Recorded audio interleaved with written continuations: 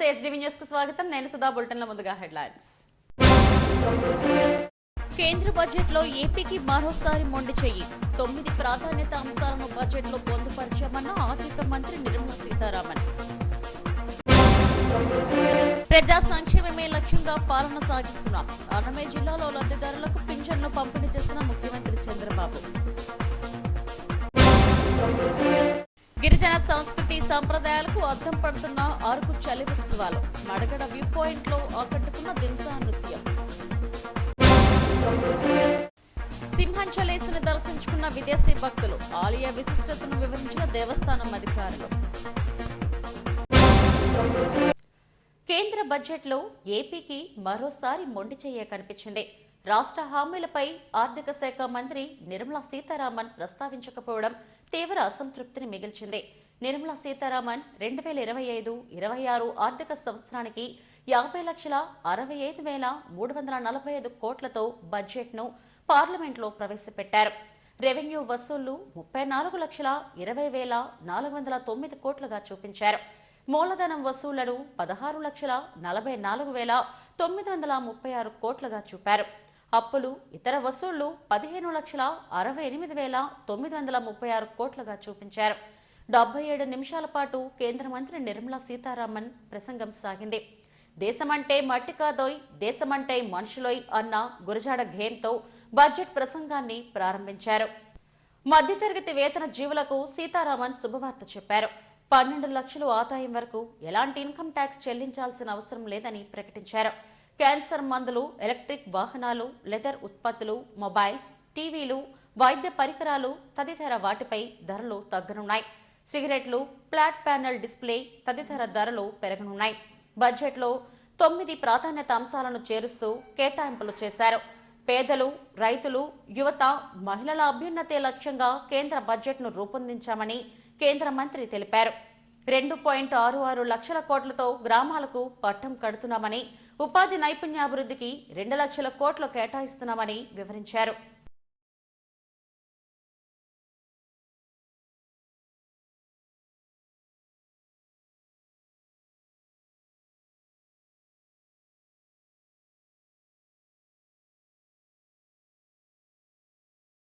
ప్రజా సంక్షేమమే పరమావధిగా తమ ప్రభుత్వం పనిచేస్తుందని ముఖ్యమంత్రి చంద్రబాబు అన్నారు. అన్నమయ్య జిల్లా రాయచోటి నియోజకవర్గంలోని మోటుకట్ల గ్రామంలో ఎన్టీఆర్ భరోసా సామాజిక పింఛన్ల కార్యక్రమంలో సీఎం పాల్గొన్నారు. ఈ సందర్భంగా సంబేపల్లి క్రాస్ రోడ్లోని ఎన్టీఆర్ విగ్రహాన్ని ఆవిష్కరించారు. ఓ వృద్ధురాలి ఇంటికి వెళ్లి పింఛన్ను అందజేశారు. అనంతరం జరిగిన సభలో చంద్రబాబు ప్రజలతో ముఖాముఖిగా మాట్లాడారు. హైదరాబాద్ ను అన్ని రంగాల్లో అభివృద్ధి చేసే అవకాశం తనకు దక్కిందని చంద్రబాబు అన్నారు. ఐటీని ప్రమోట్ చేశామని, ఇప్పుడు ఏఐని ప్రమోట్ చేస్తూ ముందుకు సాగుతామని తెలిపారు. తన హిస్టరీలో భయమన్నదే లేదని, గత వైసీపీ ప్రభుత్వం అకారణంగా తనను జైల్లో పెట్టినా ఎక్కడా వెనక్కి తగ్గలేదని చెప్పుకొచ్చారు. ప్రజలే తన బలమని, వారి అభివృద్ధి సంక్షేమమే లక్ష్యంగా పనిచేస్తామని వెల్లడించారు. ఈ కార్యక్రమంలో రవాణా శాఖ మంత్రి రాంప్రసాద్ రెడ్డి, పలువురు అధికారులు పాల్గొన్నారు.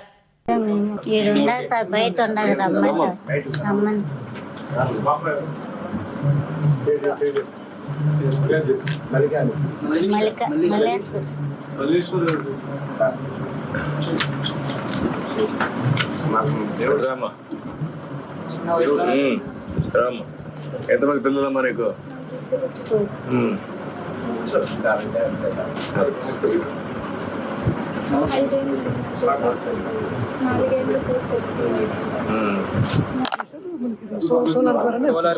సోలార్ కూడా ఫిట్ చేశాను. ఆన్ చేసింది.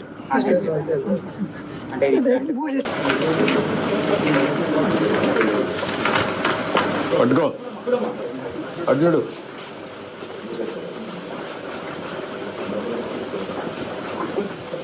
ఎంత ఉంది చూడు, ఎంత ఉంది? అరకు చలి ఉత్సవాలు అంగరంగ వైభవంగా జరుగుతున్నాయి. అరకు డిగ్రీ కాలేజ్ మైదానంలో 2 రోజులుగా నిర్వహిస్తున్న ఉత్సవాల్లో గిరిజన సాంప్రదాయ సంస్కృతిని చాటి చెప్తున్నారు. దేశంలోని గిరిజనుల సాంప్రదాయాలు, ఆచారాలను తెలియజేస్తూ ప్రదర్శన నిర్వహించారు. అరకులోయలోని మంచు మేఘాలతో పాల సముద్రంలా కనువిందు చేస్తున్న మడగడ వ్యూ పాయింట్లో దింసా నృత్యం ప్రదర్శించారు. ఒకప్పుడు అరకులోయకు పరిమితమైన దింసా ఇప్పుడు జాతీయ స్థాయి గుర్తింపు పొందింది. గిరిజన సాంప్రదాయ నృత్య రూపకం ఎంతగానో ఆకట్టుకుంది. కొమ్మకోయ తెగకు సంబంధించిన కొమ్ము నృత్య రూపకం అందరినీ అలరించింది. మాటలు లేని కాలంలో ఆదివాసీలు లయబద్ధంగా వేసిన గెంతులే నేడు ప్రపంచ దేశాల్లో గొప్ప నృత్యాలుగా వెలుగొందుతున్నాయి. మొత్తం మీద అరకు చలి ఉత్సవం మన్య ప్రాంత గొప్పతనాన్ని చాటుతున్నాయి.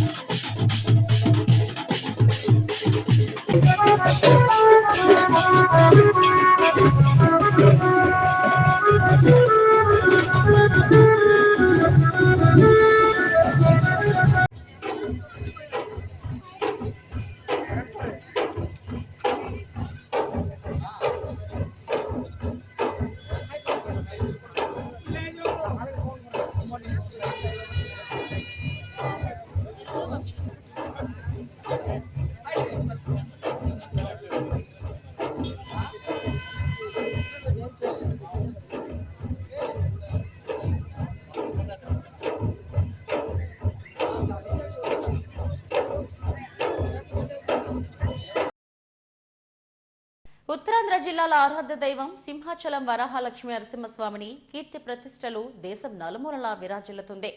సింహాద్రినాథును దర్శించుకునేందుకు దేశ విదేశాల నుండి భక్తులు తరలివస్తున్నారు. అమెరికా నుండి 13 మంది విదేశీయులు వరాహలక్ష్మి నరసింహస్వామిని దర్శించుకునేందుకు వచ్చారు. యుఎస్ఏ నుండి వచ్చిన భక్తులకు అధికారులు ఘనస్వాగతం పలికారు. భక్తులు ముందుగా కప్ప స్తంభాన్ని ఆలింగనం చేసుకుని బేడ మండపం చుట్టూ ప్రదక్షిణ చేశారు. అంతరాలయంలో ప్రత్యేక పూజలు నిర్వహించారు. ఆలయ ప్రాముఖ్యతను విదేశాలకు అర్థమయ్యే విధంగా దేవస్థానం సిబ్బంది తెలిపారు. అప్పన్న స్వామిని దర్శించుకోవడం ఎంతో ఆనందాన్నిచ్చిందని విదేశీయులు చెప్పారు. తమ స్నేహితులతో కలిసి సింహాద్రినాథును దర్శించుకునేందుకు వచ్చామని ఎన్ఆర్ఐ తెలిపారు. ఈ కార్యక్రమంలో దేవస్థానం ఏఈఓ ఆనంద్ కుమార్, సిబ్బంది పాల్గొన్నారు. పేరు సునీత. మేము యుఎస్ నుండి వచ్చాము. మాతో పాటు మా ఫ్రెండ్స్, కొలీగ్స్ అందరినీ కూడా మేము తీసుకొచ్చాము. ఇక్కడ సింహాచలం దేవస్థానం చూపించి ఇక్కడ మన తెలుగు సాంప్రదాయం మనం ఎలా ఫాలో అవ్వాలనేసి మేము అందరం కలిసిగా వచ్చాము. అన్నీ కలిసే చేసాము. మేము చాలా సంతోషంగా ఉన్నాము. మాకు దర్శనము, ప్రసాదం అన్నీ చాలా బాగా నచ్చాయి. మేము మళ్ళీ వస్తాము. And this is my second time to the temple, and each time has been better than the last. How is your feeling when you visit the temple? I love being in the temple. It's an experience that I keep with me all year long, and I've thought about it again and again. You feel the blessings, you feel just the love that's in the temple, and I feel blessed that I have an opportunity to come back for a second time. Okay. How is your experience when you are in the temple? It's very peaceful. I find it calming, and I don't think about other things. I just concentrate on being there and being in the moment, and so that makes it very special for me. And like all the outside world just goes away, and you just concentrate on getting the blessing and praying for the people that you need to pray for, and for all the things you want to happen in the world. So I feel very, very lucky to be able to come back. How is Andhra, man? Oh, fantastic. I come from Pewaukee, Florida, and I came to this temple as an honored guest and felt great honor to be amongst the revered gods and goddesses here, and I felt great respect and surroundings to the earth, and also connection to the gods and goddesses, and felt great honor to share that with the local people here in తిరుమలలో TTD chairman BR Naidu ఆకస్మిక తనిఖీలు చేశారు. బూందీపోటు పరాకమణి భవనాలను సందర్శించారు. పరాకమణి భవనాన్ని పరిశీలించిన ఆయన నాణాలు, నోట్లు, బంగారు, వెండి, ఇతర కానుకల విభజన ప్రక్రియను అధికారులను అడిగి తెలుసుకున్నారు. లెక్కింపులో పాల్గొనే సిబ్బందిని ఎలా తనిఖీ చేస్తారో ఆరా తీశారు.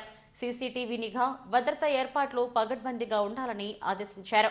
అనంతరం బూందీ పోర్టుకు వెళ్లిన ఆయన బూందీ తయారీ, నెయ్యి టిన్లు, పిండి మిక్సింగ్, కన్వేయర్ బెల్ట్ ద్వారా ముడి పదార్థాలు ఆలయంలోకి తరలించే అంశాన్ని పరిశీలించారు. విధి నిర్వహణలో సిబ్బంది పరిశుభ్రంగా భక్తిభావంతో ఉండాలని సూచించారు. అనంతరం లడ్డూ విక్రయ కేంద్రాన్ని తనిఖీ చేశారు. లడ్డూను తూకంలో వేసి పరిశీలించారు. ప్రసాదాల తయారీ విధానంపై సంతృప్తి వ్యక్తం చేశారు.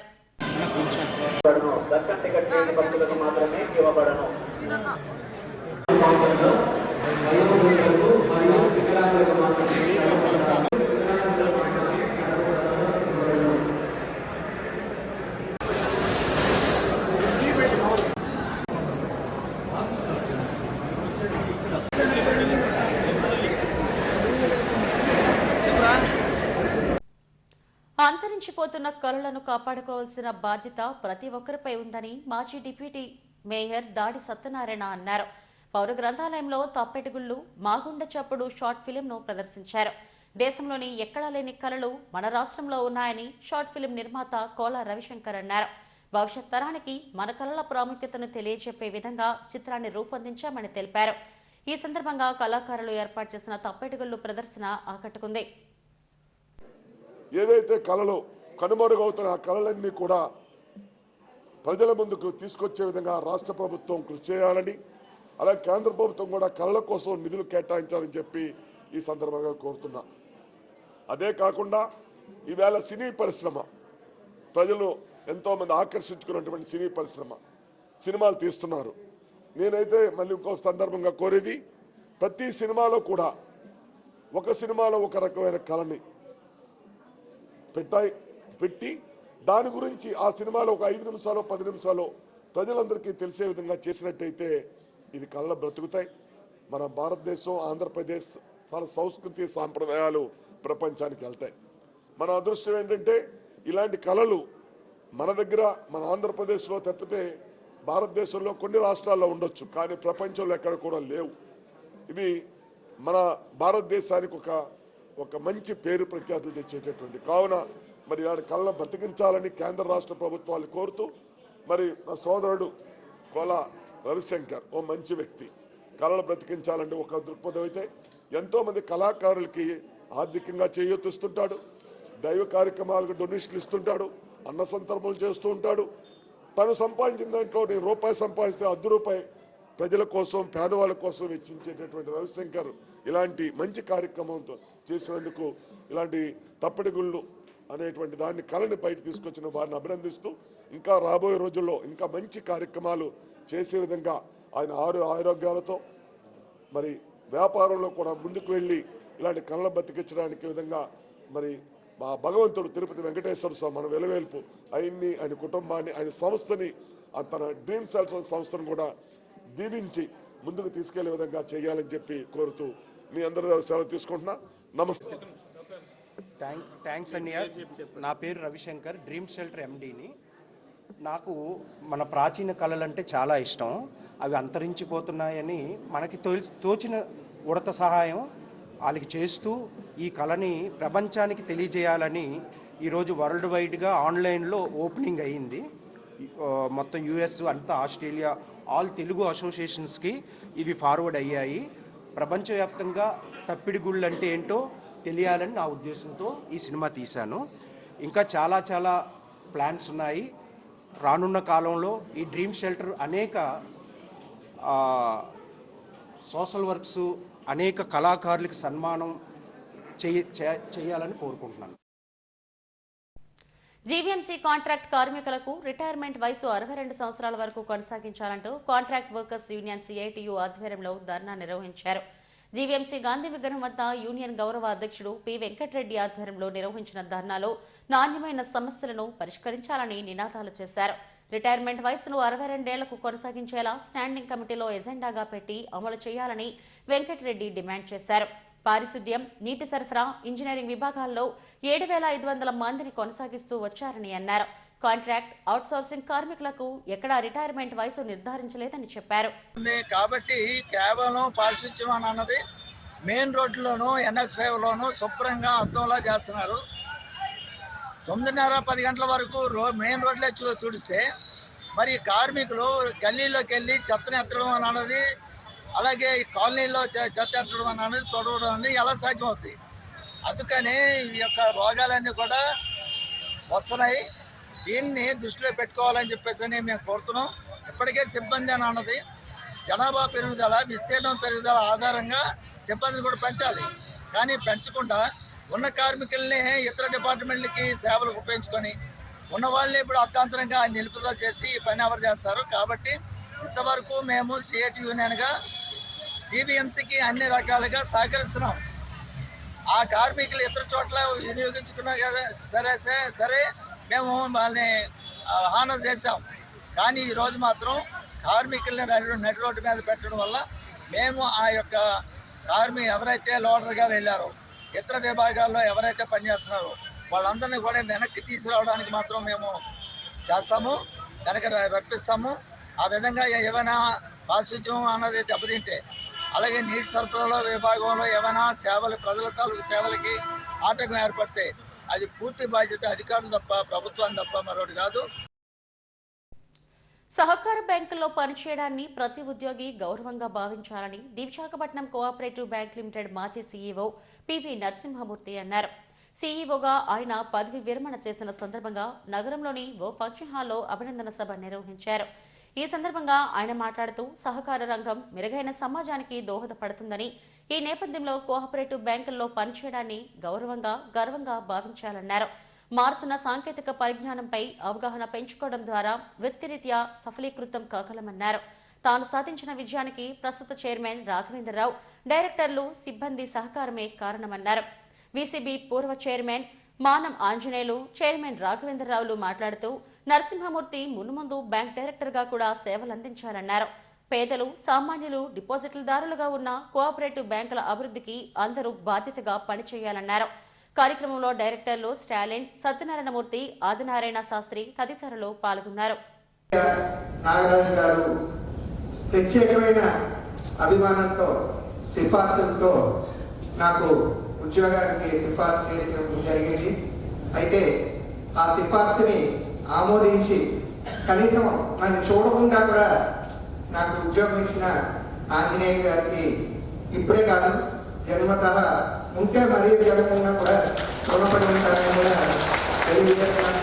ఎందుకంటే ఆయన ఉద్యోగం ఇవ్వడం వల్ల నాకు ప్రజలకి కానీ, విశాఖపట్నం ప్రజలకు కానీ, మిగతా ప్రజలకు కానీ, మీ అందరితో కలిసి పనిచేయడానికి కానీ అవకాశం రావడానికి కూడా ముఖ్య కారణం ఆయనే. అదేవిధంగా సీఈఓగా ఈనాడు సక్సెస్ అవ్వడానికి కూడా ఆయనతో 12 ఏళ్ళు, అంటే 1984లో జాయిన్ అయిన 2001 వరకు, ఇందాక ప్రకాష్ గారు వాళ్ళు చెప్పినట్టు, చైర్మన్ గారు చెప్పినట్టు కొద్దిగా జాలి. పొద్దున్నే మళ్ళీ 7:30కి 8 గంటలకల్లా బ్యాంక్లో ఎందుకు చేశారు ఈ కృషి ఆ రోజునంటే ఈ సంస్థని రక్షించుకోవడం కోసం అనేటువంటి దానికోసం అటువంటి కృషి చేశారు. ఇప్పుడు నేను ఈ మధ్య కొంతమంది మన ఉద్యోగుల యొక్క ఆలోచనలు చూస్తాను. నా శనివారం నాదండి, ఇదే నేను కూడా ట్రేడ్ యూనియన్ నాయకులమే. ఆంజనేయులు గారు, నేను, సత్యనారాయణమూర్తి గారు, స్టాలిన్ గారు, జనార్దన్ గారు, కార్మిక సంఘాలు ఒకసారి అన్నా ఆయనకు కూడా సంబంధాలు ఉన్నాయేమో కొద్దిగా గొప్ప ప్రసాద్ గారు. కార్మిక సంఘాలు నడిపినాడనే సమ్మె చేశాం. సమ్మెలు లాఠీ దగ్గర తిన్నాం, జైలుకి వెళ్ళాం. మీ హక్కుల్ని కాదనేటువంటి పరిస్థితి మాత్రం ఉండాల్సినటువంటి అవసరం లేదు. కానీ ఇది ఒక సహకార సంస్థ, పెద్దలు చాలా విషయాలు ప్రస్తావించారు. మనకి హక్కులు మాత్రమే గుర్తుంటే, బాధ్యతలు విస్మరిస్తే, నాకు సున్నితంగానే చెప్పారు 55 లక్షల రూపాయల పెనాల్టీ గురించి. పాలకవర్గం ఆ బాధ్యత, కొన్ని పాలకవర్గం తప్పు చేస్తే మేము భరిస్తాం, ఆ బాధ్యతను తీసుకుంటాం. తప్పు ఎక్కడ జరిగింది? తప్పు కింది స్థాయిలో జరిగింది, ఉద్యోగుల స్థాయిలో జరిగింది, అధికారుల స్థాయిలో జరిగింది. ఆ కారణంగానే పెనాల్టీ.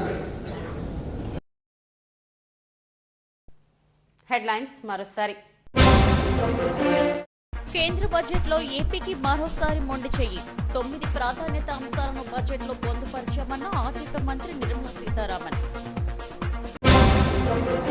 ప్రజా సంక్షేమమే లక్ష్యంగా పాలన సాగిస్తున్నాం. అన్నమయ్య జిల్లాలో లబ్ధిదారులకు పింఛన్లు పంపిణీ చేసిన ముఖ్యమంత్రి చంద్రబాబు.